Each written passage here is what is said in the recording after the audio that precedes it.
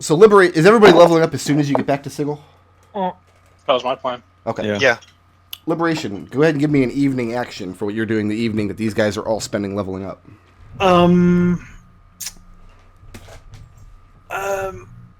Working at the foundry, making silverware. Making silverware. Yeah, melting stuff down and making silverware out of it. Okay. Junk, scrap metal, stuff that Liberation has no use for, like this busted neck iron from LC Clone. Who? That's not made out of silver. Guy. No, it's made out of iron.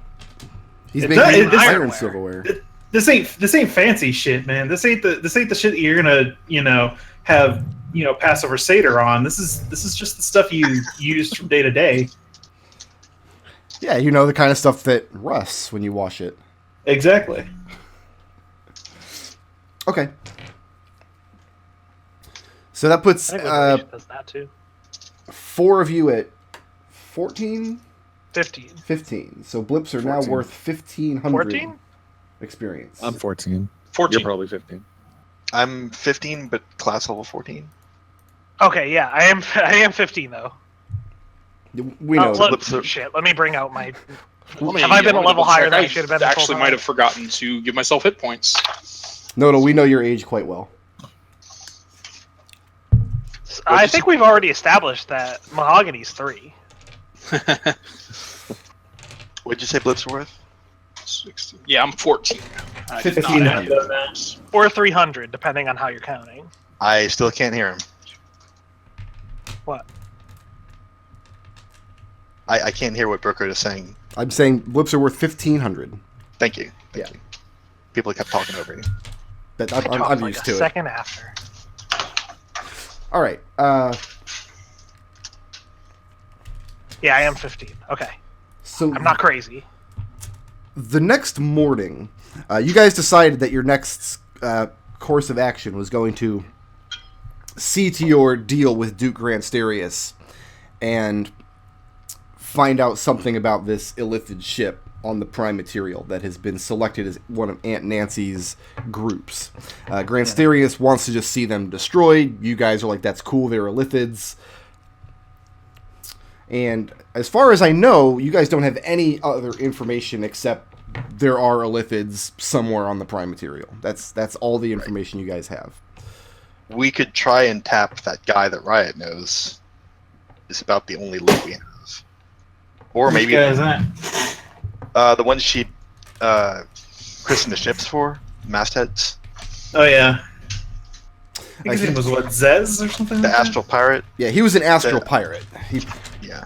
These illithid ships Oh, are on and the they're Prime not Material. they're not astral sailors, so he might not know anything. Right. You can still go ahead and tap him. He might be able to look into it, but it's not very likely. So let's go All ahead down sailors the know list. each other, I'm pretty sure. Who do I not have in tabletop? I don't have Nodal in tabletop. Nodal. So where do we go to find sailors? Oh my god. Nodal, get in tabletop. So Riot, what is your morning action on the morning of the 27th? I think I'm gonna go see Harris Hedges. Harris Hatches? Yeah. Riot, you have about 10 weeks until Power Word Knock will be completed. And I need more money before then too, because I've only paid half the fee so far.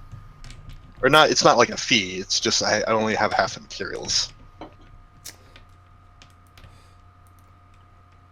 What about Kelian? What's your morning action that day? Oh, Kelian has so many tiny subplots, but Kelian, you have about a week and a half before you owe money to Lady Ligris. I thought, was it money or was it information?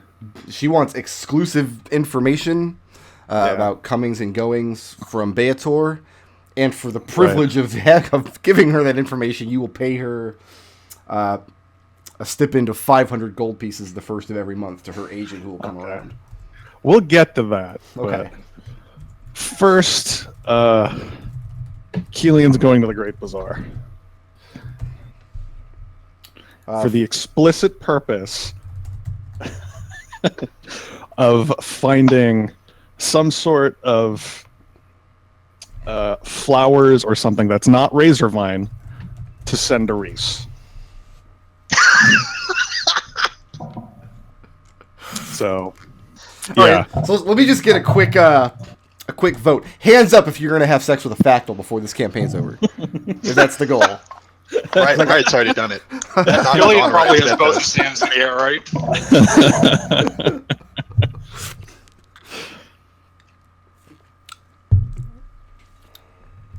Liberation's going to have such good sex with Factyl Ambar that they both die and come back as snails. Speaking of Liberation... I'm going to go find a Factyl Ambar. Hell yeah. Well,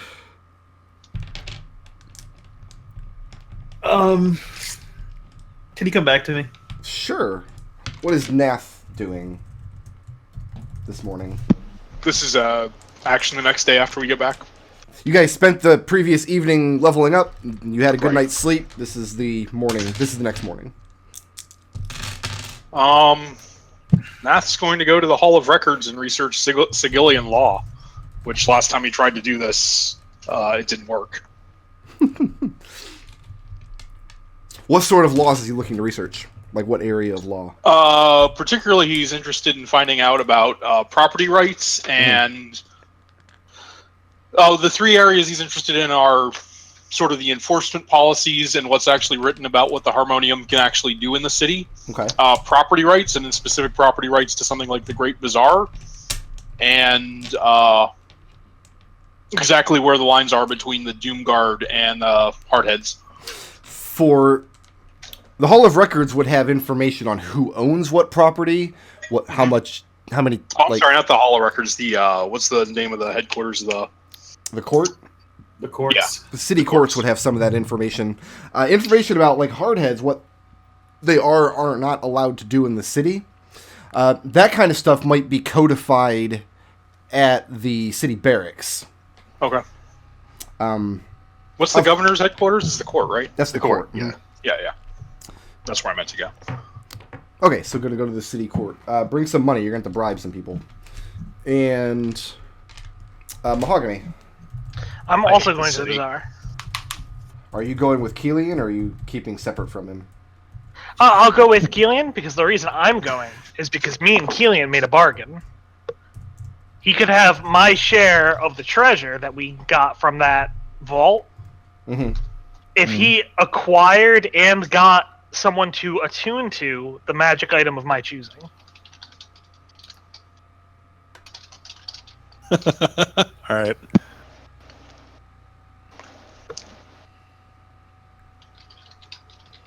All right, I need to run the fantasy name generators real quick.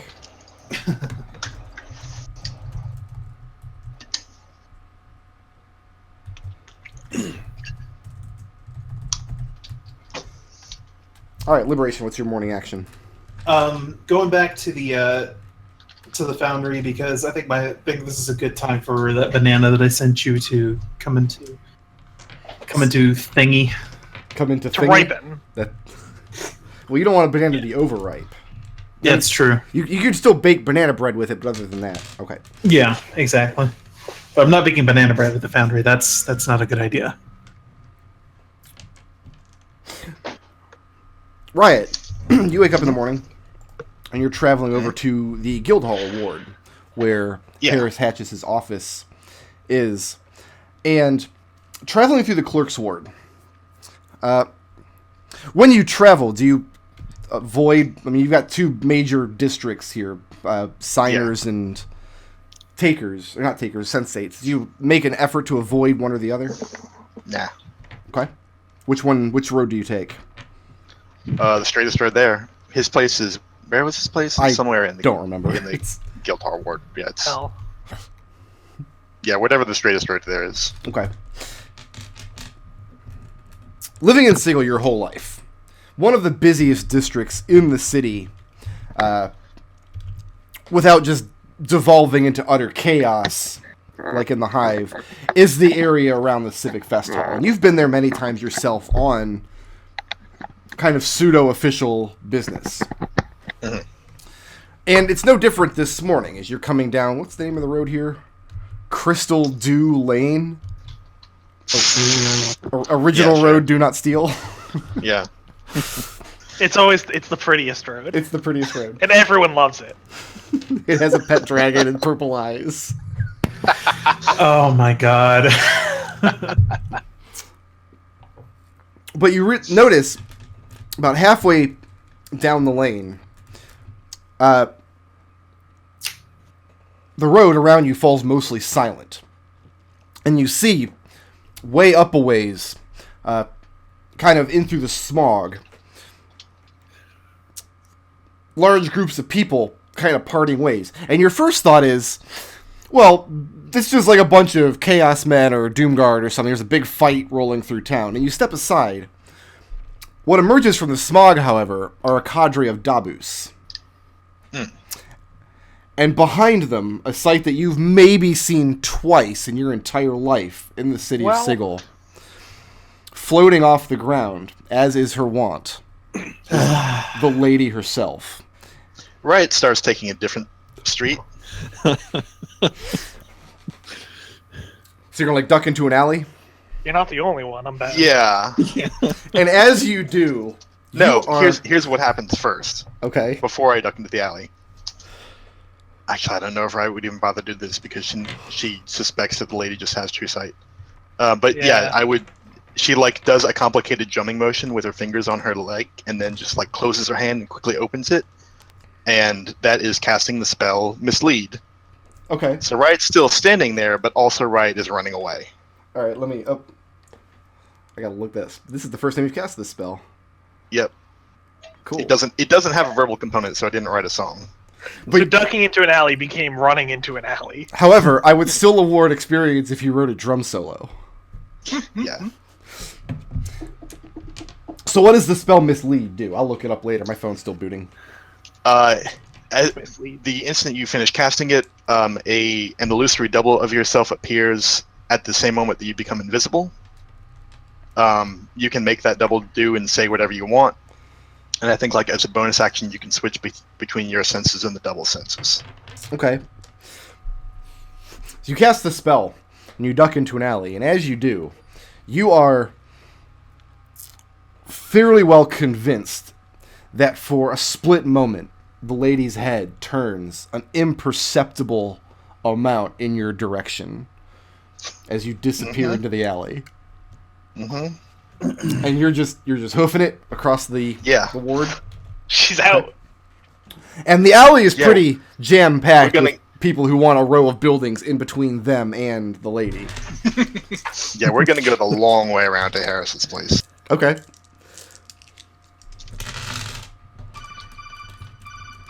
I'm picturing you step into the alley and every shadow has a thief in it. My phone's done booting now. Okay, and you make your way through the clerk's ward and into the guild hall ward. So how convinced is Riot that the lady knows?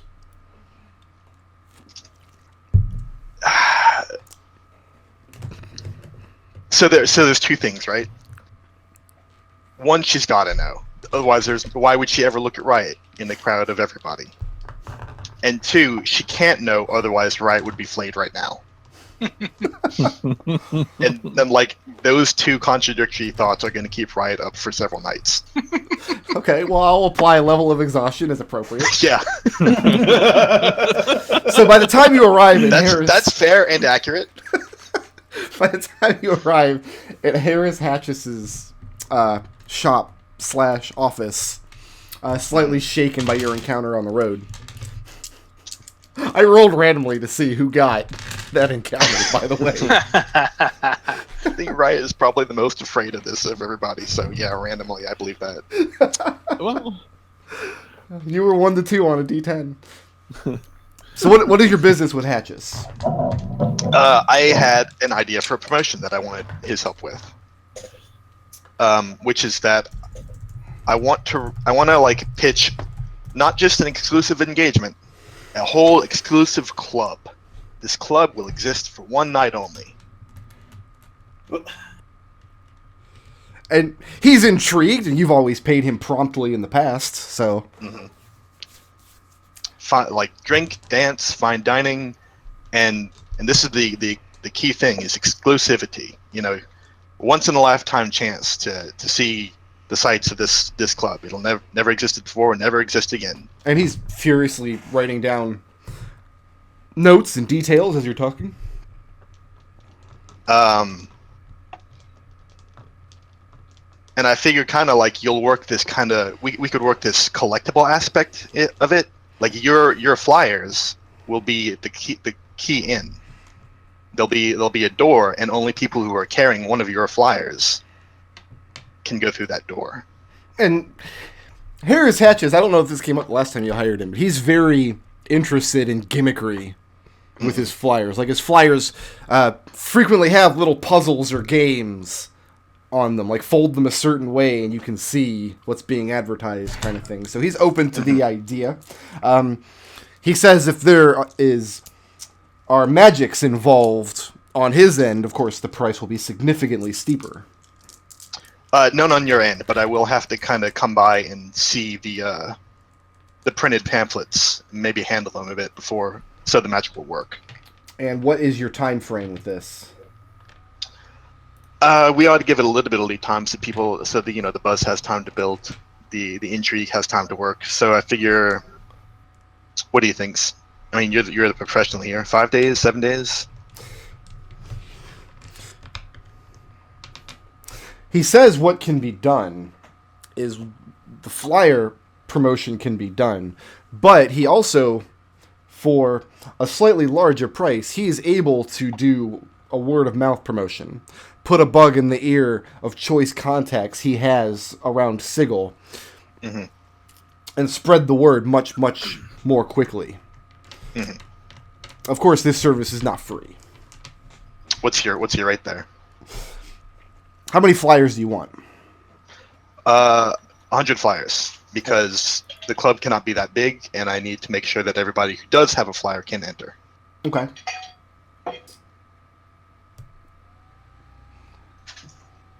So it's actually only going to be a silver piece for 100 flyers. Okay. His standard And what rate about is about a gold per 1,000. And how about the word of mouth thing? For that, he's going to require 50 gold. Sure, that's no problem. So where in Sigil is this? Like, who's your target? Oh, I want this to be a fancy thing. So we're talking ladies' sport stuff. He asks if you're targeting a particular faction. Nah, rich folks of all stripe. Rich folks of all stripe. He asks if you're avoiding a particular faction. It's a Lady of Pain of faction. Yeah, that's probably Riot strikes at the Lady of Pain. Riot's on stage performing in her magnificent mask. She looks over, Lady Pain's at the punch bowl glaring at her. She whips around to look at Riot. 3 people behind the punch bowl are flayed.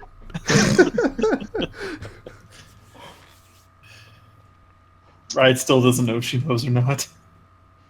Say, Harris, what do you figure the cover charge should be? Because I'm looking to make a fair bit of jink on this, and I got the theory that the higher the cover price is, the more certain folk will be intrigued. But I don't want people feeling like they were ripped off. He asks what the venue is. And Riot pulls out a little sheet of paper that she's been scribbling designs on for. It'll look something like this. Are you trying to hide the fact that it's a magnificent mansion? No. So he asks if it's a magnificent mansion. Yeah. He says that this is a thing that's been done before. If you want it to be very exclusive and you want the door charge to be... if you want to wow people, you're going to have some angle above and beyond that. Something when after they get in the door, some activity, something once in a lifetime. Throwing a big party in a city like Sigil that's something that happens most every day. All right, I'll think on it. I'll come back to you tomorrow. And he shows you his little sketchbook where he's got several preliminary designs already done up in fine calligraphy and whatnot. He says he can make them very classy. He says that the lead time on this, probably about a week. Give it about 6-7 days to percolate. Today's the 27th. You're looking to have this on like the 33rd, which is the end of the week. All right, sounds good. And Riot pays him what you said was a silver for the pamphlets and 50 gold for the war. He'll just accept the 50 gold. I mean, the silver is just pocket change as far as he's concerned. This is a big payday. You've done good business with him before. You've never ripped him off. He knows who you are. Yeah, Riot doles out 5 plat. Oh, this is actually the first time you've spoke to him. In a while. Yeah. So, and as the transaction is completed, you're shaking hands. He grips your hand much more firmly than usual. And he kind of drops his, like, oafish, like, gesture facade for a moment. And he offers you his sincere gratitude for Riot's part in the 400 souls. Oh, I thought he was going to be mad about the other thing Riot did involving Harrisette just recently. Which was what? Remember when it was, I think it was the last time we were in Sigil, that they had the the kids, the flyers. And he had kids out, and Riot was like, "Yeah, I think all of you should go take it up with Harrisette just if you're not getting paid." Oh, he can deal with stuff like that. That's not. Yeah. I mean, when you're hiring street urchins to hand out flyers, you kind of just count stuff like that as loss. That's fine. Yeah. Okay. You think to yourself, man, at least it didn't work out as bad as that time a guy hired street urchins as bearers. Yeah. And Riot nods to him and says, "It went well, I think. I'm taking steps to make sure right now that the next time something like that comes up, it goes a lot better." And he interrupts you. There's no need to dwell on the specifics. You've got work to do. I've got work to do. Best to get to it. Right. And he lets you go. And the lady's outside waiting for you. Wait, really? No. Okay. Very, very not. Okay. Although I'm going to say that at the beginning of every one of your scenes now. For the rest. I love the idea of the Lady of Pain just waiting patiently outside like a store. Tapping her foot against nothing. Yeah. All right.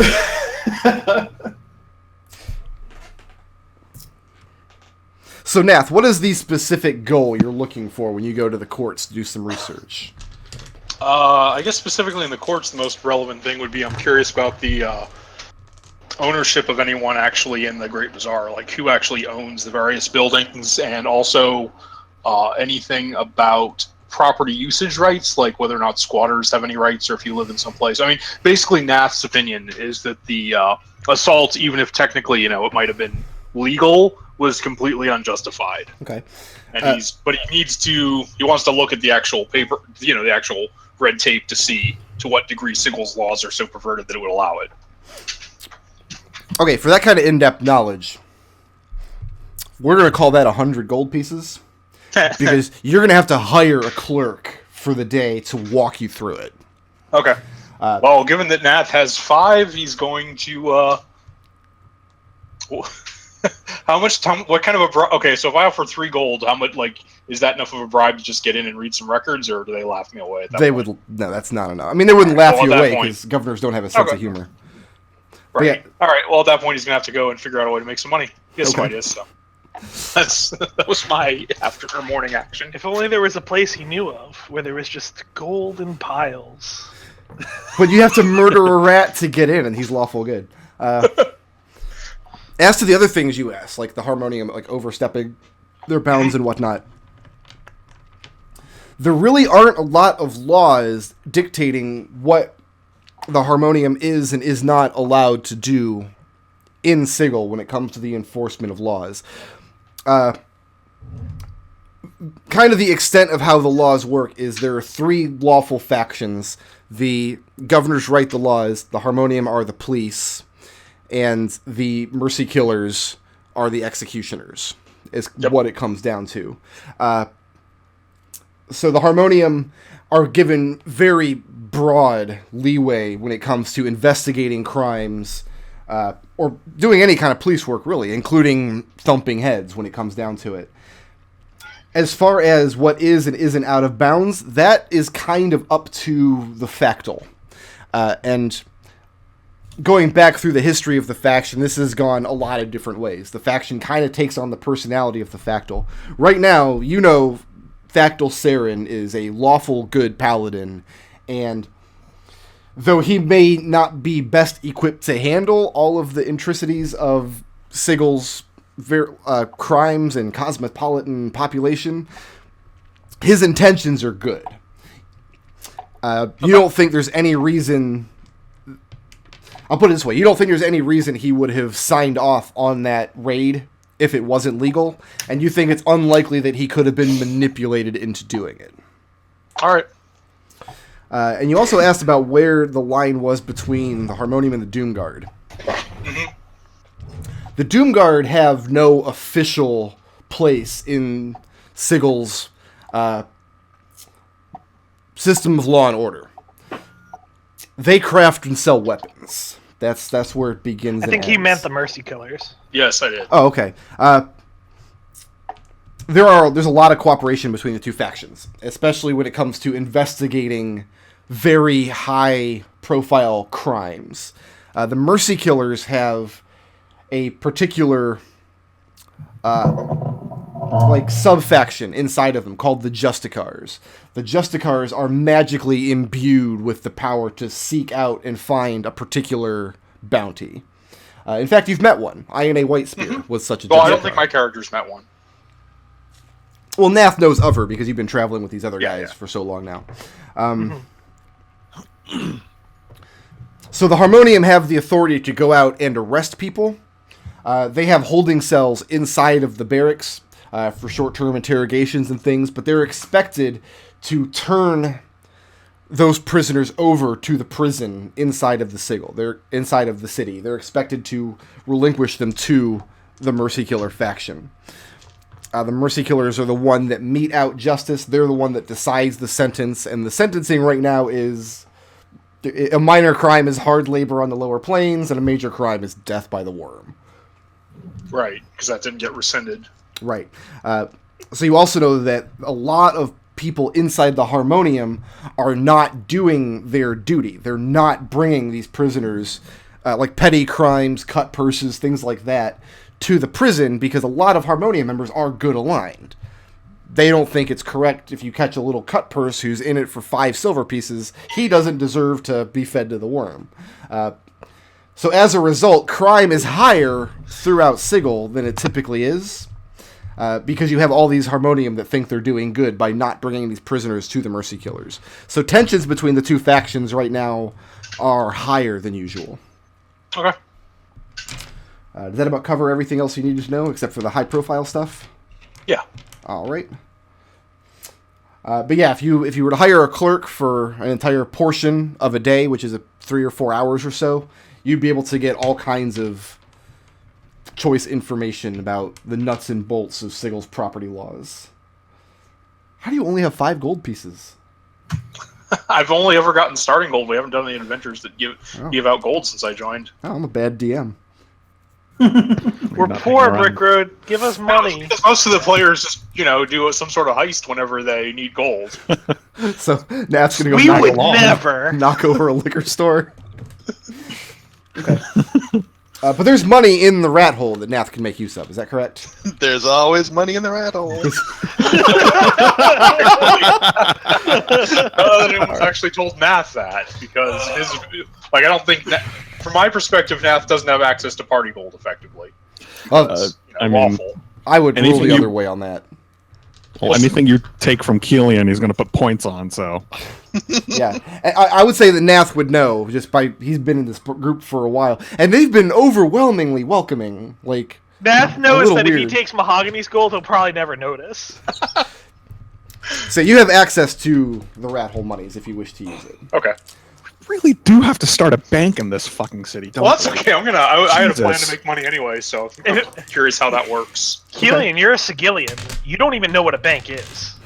Riot's gonna have a bunch of money in a week, and then immediately lose all of it. Liberation. Hey, Heading back to the foundry for work. People are abuzz at the foundry over your return, because you have this little group of godsmen that find your personal philosophy, which is a little bit different from the Factals, to be very, very attractive. So every time you come back around to the foundry, you always have like this group of flunkies and hangers-on. Today, though, they're particularly excited. okay. They tell you that a very kind of scary-looking bounty hunter has been around looking for you. Oh, fascinating. A barrier by the name of Ragnall McCuthis. I love All right. barrier names. Any idea where he was last seen? He's been around very late last night and very early this morning asking about you. And opinions are split over what he wants with you. Some people think that he's seeking you out because of your philosophy. Some people think he's seeking you out because he means to kidnap you and drag you off somewhere because of some crime he may have committed on some far-off plane. Not aware of any crimes that committed on other planes, but you know, if he's been poking his head around here, he knows where I work, so he'll find me when I go to work. I do recall you unleashing a succubus on the city. Have you Yeah. have you considered crimes that Elsa Clone might have committed? That's also possible. And also, I mean, you're lying, because we've committed a lot of crimes. In fact, we're probably committing a crime right now. Crimes against nature, if nothing else. A few months ago, one of my viewers started archiving all of the Flumph stuff on one of the podcast services. I'm not sure which one. But they stopped doing it after like 37 or 38. I just got a Twitter DM yesterday. It's like, are there any sessions after 38? I have to know what happens to Riot and Heart's Faith. Oh god. Oh god. Oh poor thing. I gave him the link to the YouTube archives. He'll be fine. So you get to work, and after working for a few hours, this scary-looking barrier does in fact find you. And he's not wearing any particular faction colors that you can see right away. He's got very heavy saddlebags draped over his back. A short bow that he's wearing kind of across his chest. He's got a quiver of arrows on his back as well. Hanging to his side, you see something that you're pretty sure was impossible. He's carrying a standard issue Doomguard longsword. You have never seen this particular weapon at anyone's side who was not a member of the Doomguard. In fact, That's probably why they all thought he was a bounty hunter. it's a very popular theory that when a Doomguard dies, or if their sword is stolen and the attunement broken, the sword crumbles to dust. So then he's either a Doomguard or he's a clever. He's made of clever facsimile.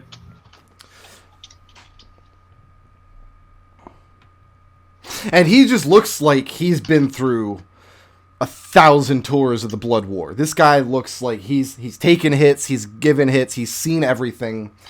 He wears his scars proudly. People get out of his way as he notices you and walk towards you. What's your reaction when you see him coming your way?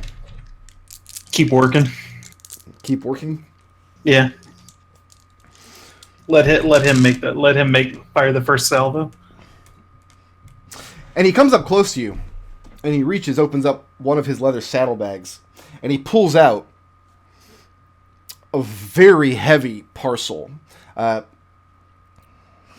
with a clasp on it, which he undoes, opens it up, empties it out at your feet, and there is a considerable amount of metallic clanging as just broken shackles fall all over the ground at your feet. Start picking it up, checking out the metal.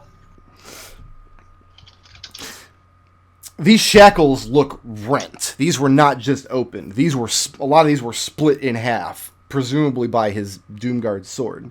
And as you're examining the shackles, he says that he was thinking about taking on a business partner. Oh, what kind of work did you have in mind? And he's giving you a look like he does not intend to play semantic games. He knows that you understand what he's saying. Liberation gathers up all the stuff and then takes out his pipe. Says, "Let's step outside." He nods, follows you out. Where do you take him to? Just to an alleyway. So you want to leave the foundry grounds entirely? Yeah, I mean, I imagine there's probably a tavern or two. So you're going to take him to a bar? Yeah, sure. Well, he's a barrier. Did good things happen last time Liberation went to a bar? We're staying away from the tasteful explosion. Okay. No, you go into one of the Godsman taverns in the area. Mm-hmm. And he tells you that he's forced to abstain. That he won't be drinking. It's fine. I wasn't planning on drinking, but probably more comfortable than clanging and banging metal, eh? He tells you that he's a great admirer of the spirit of your work, but that the execution could use improvement. Well, I'm all for improving what I do.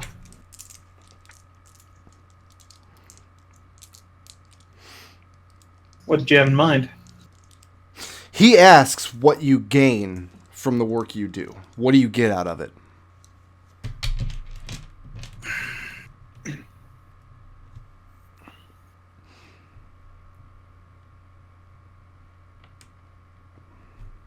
Satisfaction that people that I liberate can seek their own way in life and figure out what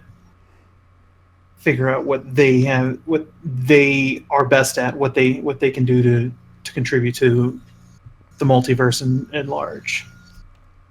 And he nods. He seems to approve of the answer. He says, you'd be surprised how many people he speaks with who don't understand that the action of liberation is just as selfish as the action of slavery. That satisfaction you feel is every bit as selfish as the gold a slaver receives when buying or selling flesh. And he says that selfishness is your strength, knowing that you gain something from every transaction you're in. Knowing that you're just as dark and dingy as the people that you go up against is very important in our line of work.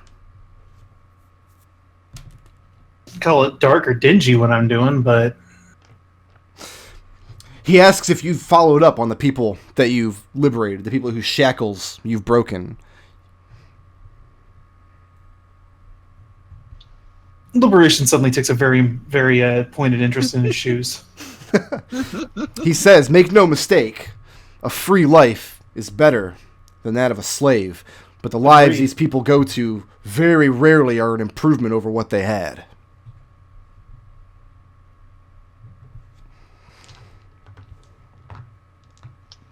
So what'd you have in mind?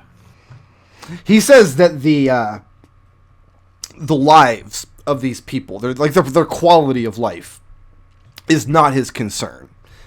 His chief concern is that slavery is an abomination and must be destroyed. The institution of it, wherever it is found.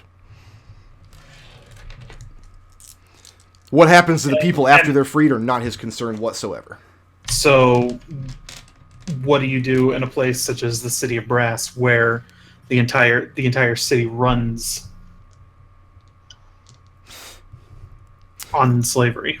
You ask him what he does in the City of Brass, and he says, I'm sure to be very, very careful.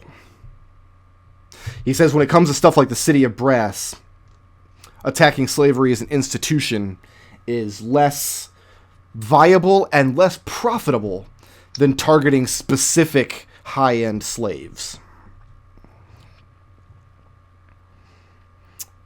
And at this, he reaches into his other saddlebag, and he pulls out a roll of parchment, and he kind of unrolls it on the table, and you see it's essentially it's a logbook of transactions. And you realize what kind of bounty hunter Ragnar is. People hire him to rescue specific slaves throughout the multiverse. Okay. And he goes and breaks these shackles, and when he can, destroy those institutions where he finds them. And he accepts a great amount of money for this service.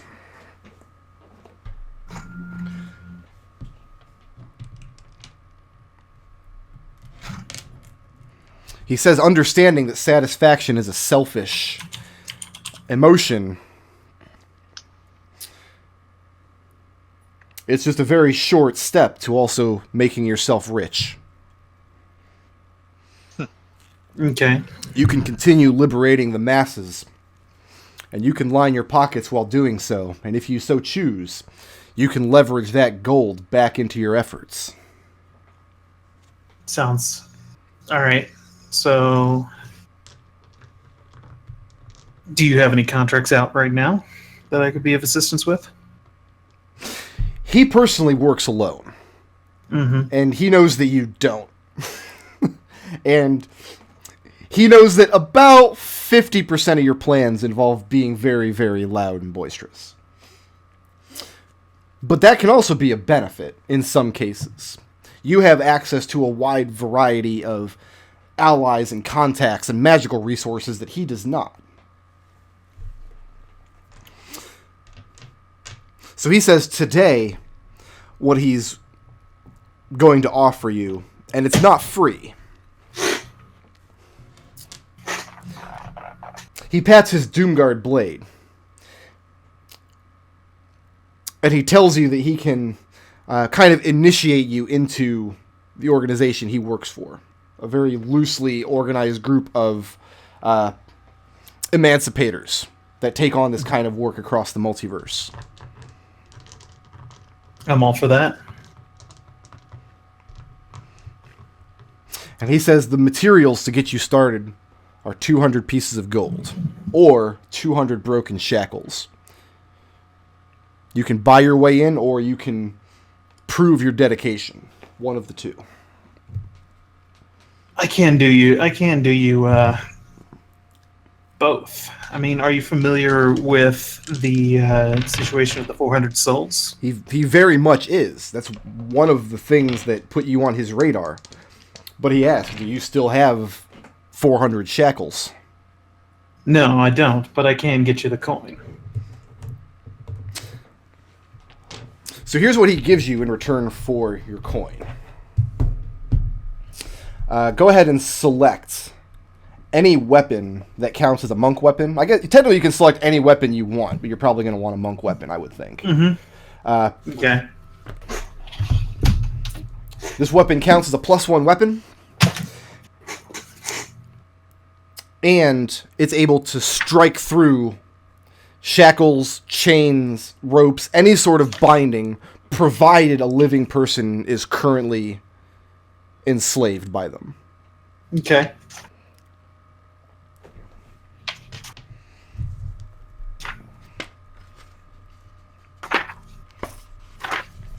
And then I actually just looked up I looked up last night how this functions with your unarmed strikes and stuff. If you attack with a monk weapon, you still get to use your bonus action to make an unarmed strike. Then you can still use...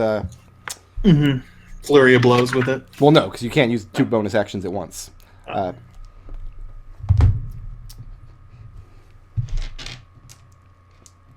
yeah. And he tells you, for now, wherever you go, put this weapon to good use. Well, depending on the plans where I'm heading next, it'll probably come in very good use, I would say. Roll a Wisdom 10 real quick. Where's that D20 at? Oh, damn it. Come on. There it is. Woo! Bye, die. There it goes.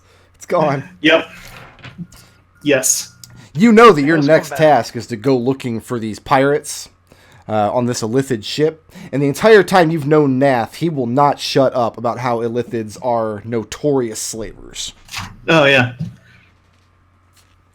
So, yeah. So Liberation will just say, my next plan is to go thump some Illithid heads. He tells you that thumping Illithid heads is a very, very quick way to get yourself killed. That he hopes you have an excellent plan. Oh, yeah. What's your plan? I would love to hear it. So Ragnhild presents you with this weapon. Gives you a firm handshake. And he tells you might be able to find him if you looked for him in Sigil. He's back in the city from time to time. Let's go ahead and mark off 200 gold. And give yourself a monk weapon. Yep. All right. Tweedledee and Tweedledum. Going to the Great Bazaar here. Yeah, So, that's true. Kelian, do you tell Mahogany why you want to go to the bazaar? Absolutely. In fact, he would look to Mahogany like, which plant do you think Reese would appreciate most as a druid And Mahogany and as a says, cipher? Mahogany covers up Kelian's eyes with his hand, and he says, "Which direction speaks to you the most at this moment?" Wait, what? And he says, "You're not doing this right." Mahogany, I know that. I know that. Yeah. having been a member of the Ciphers and working kind of closely with Reese for the past, 6 or 7 months, you have never known her to take a consort. Yeah. Ever. Well, maybe she's just waiting for the right guy. As opposed to Erin Montgomery, who kind of just sleeps with every guy in her faction as her whim desires. Yeah.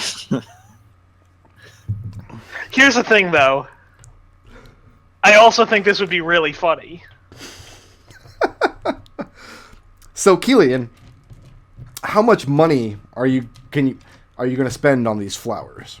Because keep in mind, nothing grows in Sigil except Razorvine. I mean, how much can plants really cost? 100 gold? Wait. So, Considering they all have to be imported from some other plane, yeah. it can be considerable.